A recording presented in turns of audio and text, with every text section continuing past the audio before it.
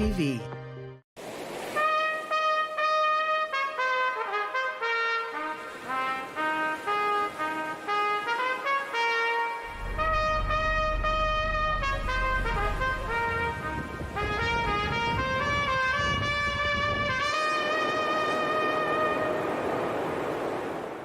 And welcome to another edition of Gale Force Winds, and what an absolute pleasure it is to be back in Newfoundland and talking to entrepreneurs, people that are doing great things. A lot of good things happening in this province, and I can't wait to get into the conversation right now. Kim, why don't you go ahead and introduce yourself? Okay, hi, my name is Kim Paddon, and I am an entrepreneur, and I own Whink, the Newfoundland Weavery, and also Sparks Design. Wow, okay, that's a lot of stuff. It's a mouthful, yeah. So we're going to get into all of that. Yeah, absolutely. But let's talk about you first. Okay. Yeah, where are you from? Okay, so I am from St. John's, Newfoundland. Yeah. That's where I grew up as a little girl on the East End. Yeah, so, you know, in suburbia, St. John's, with obviously my parents, and I have an older brother. And that's kind of where I grew up, and I was always very passionate and artistic little girl. So you're passionate, artistic, entrepreneurial? Yes. Like, why? What were you doing? So I grew up in a family that was very entrepreneurial. Okay. My family's they're in the hospitality industry, so I've always grown up around my father in the hotels. So I remember counting loonies as a little kid going there on like a Saturday. So I grew up around business all the time, which was very like inspirational, and it just kind of is in my blood, you know. And I remember being a little girl, and my mom used to say all the time that whenever I didn't get my way, I'd literally put my hands on my hips and say, "You're not the boss of me." You're not the boss. So like, but she was the boss of you at that time, yeah. right? But anyway, so like full circle, like I've just been a very passionate, big personality, social butterfly as a kid. And of course, you know, I was in lots of different things as a kid, in musical theater, horseback riding is a huge thing that I had done it as a child. Not very sportsy, like dabbled a little bit in it, but mainly on the artistic side for sure. So yeah. talk about the musical theater. What was that all about? Yeah, so I kind of just like dove in there when I was a kid. I haven't talked about this in so long. Listen, we're going to go down a whole bunch of roads right down the rabbit hole. Yeah, so my mom, you know, she put me in like, you know, piano and singing lessons, and it kind of really took in like musical theater and all that kind of stuff. So, you know, I used to go to the Kiwanis Music, the Kiwanis Music Festival, yeah. And like all that kind of stuff. So it kind of carried through with me all the way up to high school when I went to Gonzaga, and we do the big, you know, productions and stuff like that. So you went to Gonzaga? I did go to Gonzaga, yeah. Oh, that's right. Allan went to Gonzaga as well. I went to Brother Rice. Different time. Couple of decades between you, but yeah. We weren't in the same class. If that's what you're getting. I know where you're going. Anyways, so musical, and I wasn't in the theater. I don't think we had theaters back then. Yeah, I don't know. Jacinta Mackey Graham was the director of like the musical department anyway, so it was a really fun time. Yeah, really good time. And horseback riding, tell me about that. Yeah, so I started when I was in grade 2, and I stuck with it, and I really, really enjoyed it. And over the years, I had leased different horses, and then when I was in high school, when my grandfather passed away, he left me a bit of money, and it wasn't very much, but it was enough to get a car. And I remember the joke between Dad and I, he's like, you can get a car, and I'm like, yeah, but I can get a horse. And we had the big debate for a really long time, and anyway, I ended up getting a horse after, and she's still with me today. A horse is a little harder to maintain than a car. Yeah, that's I think what he was getting at that time. But you know, when you're, you know, a certain individual and you got something on your mind, like myself, you know, I was very passionate, and I did get my way, and I did get my horse. Well, hands on the hips. Yeah, well, I was going to say. But I mean, I obviously, you know, he's like, well, this is a big responsibility, and I was like, yeah, and you know, I worked all through high school, and you know, helped pay for all of that. So it was a blessing in a way, because it really did teach you responsibility at a really young age, right? So what's the horse's name? Her name is Kitty, actually, which is interesting. Kit Kat, but I call her Kitty. Yeah. Wow. Yeah. And how old is Kitty now? So she is 24. Wow. Yeah. Yeah. Tell me about the relationship you have. I mean, you must have a really Yeah, I mean, she's been with me like every step of the way. We kind of connected a little bit. I did go to, we'll get into it, I'm sure, when I went to school on Prince Edward Island. So she actually came with me during that time. So she's been with me for a really, really long time. And now I have a little girl named Mabel. So I mean, she knew, my horse knew when I was pregnant, and I have a couple of photos of her like right around my belly. So like we just have a really good connection, and she's an amazing animal. So, wow. And now my little girl is like grown up with her, and like it's just a really cool experience. That is fantastic. Yeah. Okay, so, okay. There's a lot there. There's a lot. Is musical theater still in your life? Not really. No. But creativity still. Creativity for sure. Yeah. So I mean, I've painting was a really big thing. I obviously don't have as much time to do that now, but when I said I was very artistic, I was very into like acrylic painting, and that kind of led me in the direction of I studied graphic design. I did try MUN for a little bit. Didn't really go very well in business school. So you went to business school? Yeah, and it just was not my thing. How long were you there? I was there. I think I stuck it out. Honestly, I think I stuck it out for about 2 years. Wow. Yeah, because you had to do like your first year of like all your stuff, Yeah. and then after I did calculus twice, like math is not my thing at all. Like the running joke was, if you ask Kim what 1 + 1 is, she'll say 11 because it looks nicer together. Okay, that's an example of me.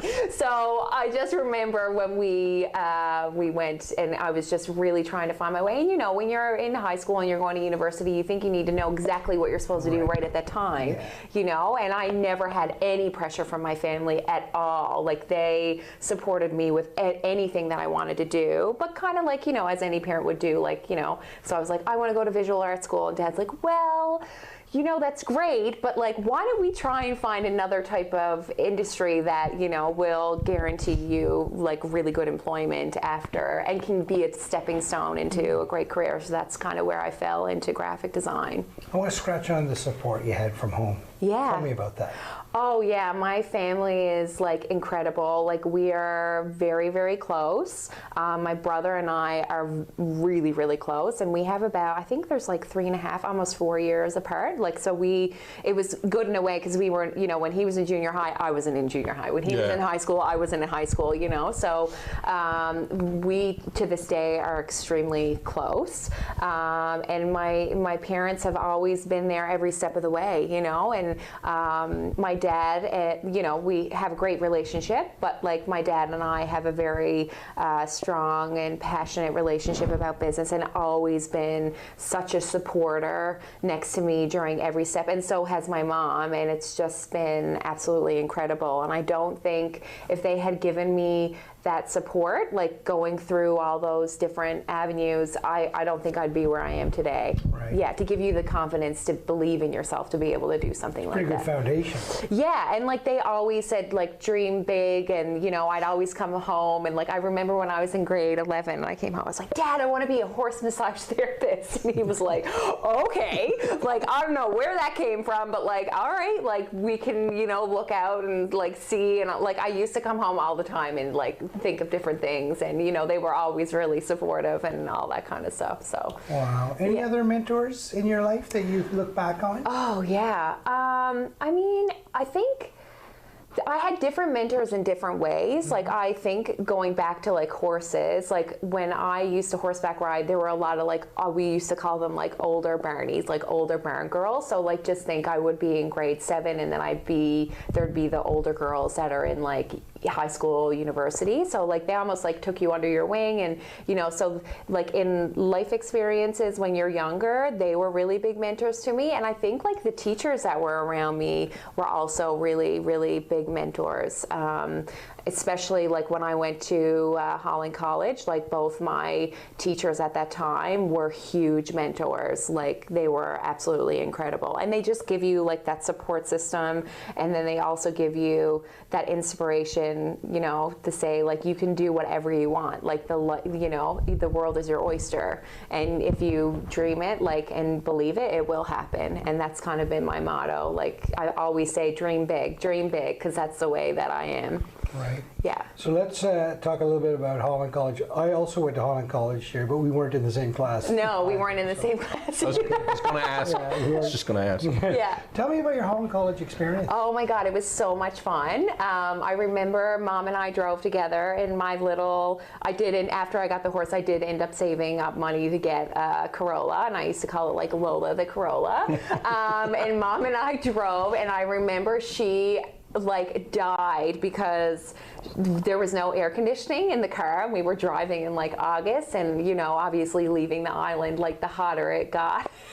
She loved the experience but also hated it at the same time. So anyway, we packed up my car, we drove, and it was really, really cool experience. And you know, when you're in Newfoundland, like, it's really great because everybody is so connected, but when you leave, you know, you're experiencing something that's completely different. And I realized after I had left, your pride of Newfoundland and Labrador is unreal. Like, I was just like an advocate for like Newfoundland and Labrador. I will tell a funny story though. When I did get homesick, I would literally call Jiffy Cabs just to hear Jiffy Cabs. And no, like, it's so random, but I said it to a friend the other day.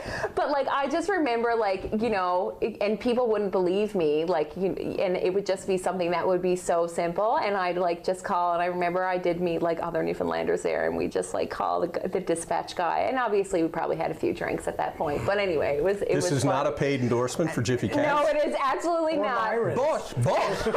But Alan, maybe there's a sponsorship here. I know, but like, it's just something so simple. But you know, when we were there, it really, you know, it really puts you it takes you out of your comfort zone, right? Mm-hmm. Like, your home is your comfort, right? Yeah. And of course, when you're in university, most times, if you're in Newfoundland, you're living with your parents, right? So it's like, you're not only going to college or university, you're also being out on your own, and right. You know, that kind of experience. So, and the one thing that I loved about Holland College in that graphic design program, it was a really small class, so you almost became family, right? So there was so many different relationships that you built on, and like I just had mentioned, the two teachers that we had, you know, you build a relationship, and they really taught you the real world, you know, like, right. yeah, it was a good time. Are you still in touch with your classmates from that? Yeah, I am with a few of them, and right. Then both the teachers were connected. They're both retired now, but we're connected on like Facebook and LinkedIn. And had that been your first time in Prince Edward Island? No, probably not. No, well, I used to go there when I was a kid, right. And then Dad and I actually went and scoped out Holland right. College before. I was actually going to go to College of the North Atlantic here, but they had like a 2-year wait list, and I was like, that's too long for me. So we started looking elsewhere. Yeah. So you came back from the island. They call it the island, by the way, in Prince Edward Island, yeah. as if there was no other island. So you came back from the island back to Newfoundland. And what did you get into then? Yeah, so there's another interesting story. So I actually got hired before I actually graduated from Holland College, like 3 months before I had graduated from there. So I actually moved to Dieppe, New Brunswick. Okay. And I worked for a company where we would design for exhibits and museums. So like trade shows, right. like booths, and then we'd also do museum exhibits and stuff like that. So I stuck it out probably for like 6 or 7 months. And Dieppe is a beautiful place. My horse was there, so I had like, you know, that kind of experience. But my grandfather was really, really sick at the time. And there were just lots of things pulling me back. And it was really, really hard to meet people where I was at that time and where I was living. So it just kind of drew me back, and I just said, like, I need to go home. Mm-hmm. So I moved home, drove back home in like Lola the Corolla by myself, you know, and I took a little bit of time to figure out what I wanted to do, and at that time it was really hard to find graphic design work. So I actually stumbled and worked at the flower studio for about, I want to say almost a year I was there. And it was a really cool experience, and I loved it because it was still creative. It wasn't really what I was doing, graphic design, and then I kind of did that a bit on the side. Like, I did do a bit of freelance stuff, mm-hmm. but I worked at Flower Studio. And then I got an opportunity to buy a business. Tell us about that. Yeah, How did I that will. opportunity come? Yeah, so Dad and I were, every Christmas, Dad would want my opinion on what he'd pick out for my mom for Christmas. So we went to, at the time it was Elizabethbury Fine Art and Gift Gallery. So we went down, Dad showed me the jewelry that he had picked out for her, and he had some art that was there. And I actually went to school with Elizabeth's son, Nick. We graduated together. So we kind of knew each other anyway. And I guess Dad, with the business mind that he is, said, like, what's your exit strategy? Like, what are you planning to sell? Like, you know, or he's just down to buy jewelry and he's asking for an exit strategy. It was I've met your dad. And it was, and I think it came up too because her husband had just retired. So Right. he was more like, hey, so like, what's your plan? Like, you know, what's your exit? Like, are you planning to keep this on? Or are you both going to retire? And then she kind of just said, like, yeah, no, I think I really want to try and sell. So, I mean, with that, Dad and I walk out of this shop in Duckworth Street. He's like, this is an incredible opportunity for you. And I was like, really? Like, what do you mean? And at that point, I could, like, I, to this day, genuinely was like, no, I'm not going to own a business. Like, I really wanted to be, like, a graphic designer in a big ad agency. Like, and I knew, like, at that time, okay, I'll move home for a little bit, just be with family during that difficult time, and then maybe I'll see what else will happen, right? So yeah, anyway, we walked out and Dad was like, yeah, I think, you know, this would be a really cool opportunity. So with that, like, the conversation had unfolded. So that would have been December. And then that year, May 2010, I signed the papers, and I did it all on my own. Like, a lot of people think, oh, well, because my dad was in the business and whatever, like, they just thought that, you know, it would happen. I was 20 or 21 at the time, so I was young. Very young. So 21, Corolla and a horse. And you decided to buy a business. I was like really driven individual, right? Like, and God, you guys are bringing up so many memories. So when I remember when we were at the lawyer's office, and he's like, I don't think I've ever done this with somebody so young before, and female, you know, so it was a really kind of empowering moment when that had happened.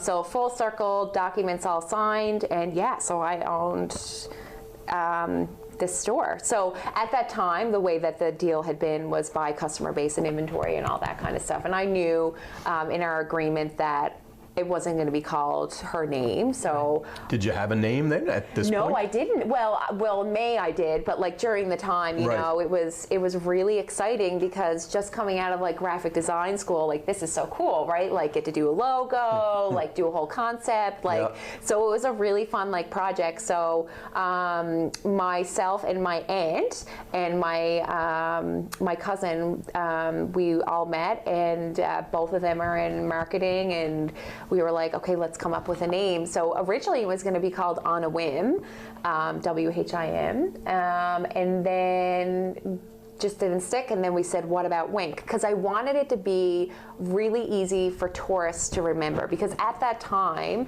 this store was very tourist, like the customer base was very tourism with a little bit of a local market. Where was it? Duckworth? It was on Duckworth Street, 118 Duckworth Street, and I wanted something that would be really quick and easy to remember. So anybody that's coming off a cruise ship or is walking around downtown, you know how you can get disorientated when you're in a new city or whatever. So especially St. John's. With all these weird streets, and you know, you don't know where you're to sometimes. So anyway, so Whink, then it was Whink. So it was going to be WINK, and then we realized I couldn't get incorporated with WINK, so then we threw the H in there, and then that's where Whink was born. That's an awesome story. You know, I love the inception of a company and the name of it. You know? I really find it interesting that you had not thought about being in business, because my interpretation of you, not knowing you, was that this was predestined. You know what I mean? It's interesting. No, never. Like, honestly, never. And it was funny too, because before I decided I want to do graphic design, I did, like, when I left Mon and realized it wasn't my thing, I did take a year off, and I did work at the hotel at the front desk, which was my dad's hotel, which was a really cool experience because, like, you know, my dad wasn't my boss, the manager was my boss, and like it was what gave me my thick skin, and then it also made me realize, you know what, hospitality is not this is not my thing. Customer service, on the other hand, sure, but just not hotels or anything like that. So, but yeah, to this day, I never was like a little girl being like, I can't wait to own a business. No. So you open the business, you name it. Yeah. I'm still thinking about walking in, going to buy my wife some jewelry and asking the owner what's your exit strategy, but that's good. Yeah, and it wasn't like exit strategy, but like it was, just a conversation, but yeah. Anyway. Show me your financials. I want to buy this business. That's a great story. Give me some earrings. Yeah. So you've got a name, you've got a business, you've got a customer base. What does the next year or two look like in that? It was crazy. Like, I mean, it was such a big learning experience, just taking on not only a business, but taking on retail. Retail is a completely different beast, So it was, developing a brand, and it was also developing your customer base and, finding different unique products and all that kind of stuff. So the first 2 years were really, really interesting. Lots of challenges, lots of like sweat and tears. Because like I was 21 at this time, right? Like all my friends were like going on George Street, like having a good time. And I'm like, yeah, that's great. But like I have the biggest responsibility ever now. Right. Like this is even bigger than like a house. Like this is like, so there was definitely a little bit of a divide. Like I just had to put my head down and like work really hard and, figure it out. But developing that brand was really, really cool. And, starting with social media at a very, like at the inception of at Whink, like I had a Facebook group, and that's like one of the things that I was so excited to do. And, lots of people, like I remember Dad being like, what is a Facebook group? Like, what are you going to do with that? I'm like, just wait. Right? But yeah, so it was a really good fun. A busy time. Did it seem like work at the time?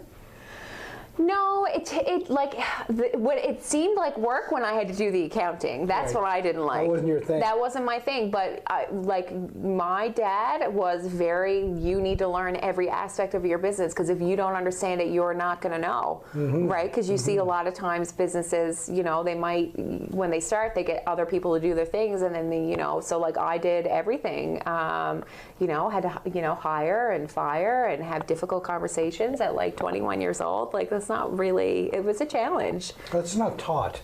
No, it's not, right? So we stayed on Duckworth Street, so I believe we were there for 3 years, and we outgrew the space. Like it was, because it was 400 square feet. Like it was so tiny. Like it might have been like as big as this room. Like how many employees were you? What was the total complement of people at this point? At that time, I would say there would have been 3. So there would have been like me, a full timer, and then a part time. Wow. And then during busy season in retail, right? So I'd hire on part timers during the. Were you open 7 days a week back then? 7 days a week. Man, that's a lot of. Time to cover. Like I worked in retail. That's a lot of time to cover with 3 people. Yeah.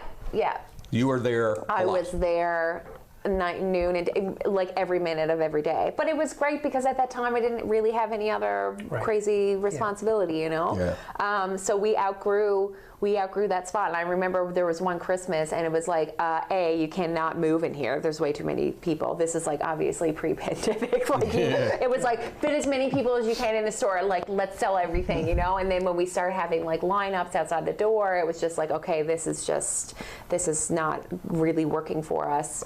So then we looked for another space. Lineups out the door. Yeah. A business person's dream. Right? Yeah. And so then after that, then we moved to Water Street. So that's where we went. And I remember I want to move. And it was like, okay, well, where am I going to go? I'm like, I'm going to go on the Golden Strip. Like, I'm going on water. Like, that's where I really wanted to go. So that's where we moved next, which was 332 Water Street. So we stayed there for 4 or 5 years. And then we moved into Churchill Square, where we are today. Yeah. So Whink is up and running. Yep. Business is good. Yep. Is that not good enough for you? So, like I said earlier, so I also own the Newfoundland Weavery, turning 50 years this year, was established in 1972. So there's a really interesting story that happened with Newfoundland Weavery. So how I just kind of really told the story, when we were moving Whink, from Duckworth Street to Water Street, I bumped into, so in retail we go to these big buying shows 2 times a year, right? So when I'm at this buying show in Toronto, this lady comes up to me, she's like, I'm Gale Griffiths. I am the owner of the Newfoundland Weavery. And I was like, oh my God, like I am meeting a legend here. Like I am meeting like the legend of retail in Newfoundland, right? And she just was like, I just am so amazed with what you've done. And she just said, you know, would this be of interest of you if I ever wanted to sell? Would you want to take my, like, would you want to buy my business? And I was like flabbergasted, like, this is incredible. And I said, yeah, like I'll definitely think about it. And so we started chatting. We pretty much had a deal like on the table. And at that time she thought she was ready, but she wasn't ready yet. Mm-hmm. She was like, no, I want to do this for another few years. So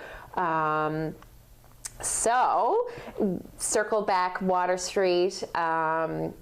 You can see behind me there's jewelry. We'll probably get into that after.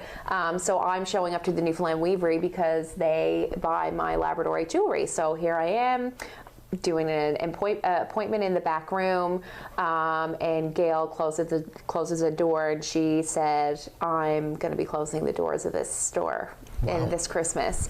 And that would have been, so I bought it in 2019, so that would have been in 2018 in the summer. And I was like, what? I'm like, no, like, I'm like, can the deal still be on the table? And she was, again, like, oh my God, like, I didn't think this would, you got this on the go, you're moving into Churchill Square. Mm-hmm. I was moving into Churchill Square that September, and I had Dory Blue on the go with my Labradorite. She was like, I just never thought that this would be of interest of you, for you. And I said, oh my God, I'm like, you can't let this institution die. Like, it's been here since 1972. Like, people love this store. It's like a monument of craft for Newfoundland and Labrador. So that's how that came about. So as we were moving into Churchill Square, we're in the middle of the business deal for the Newfoundland Weavery. Yeah.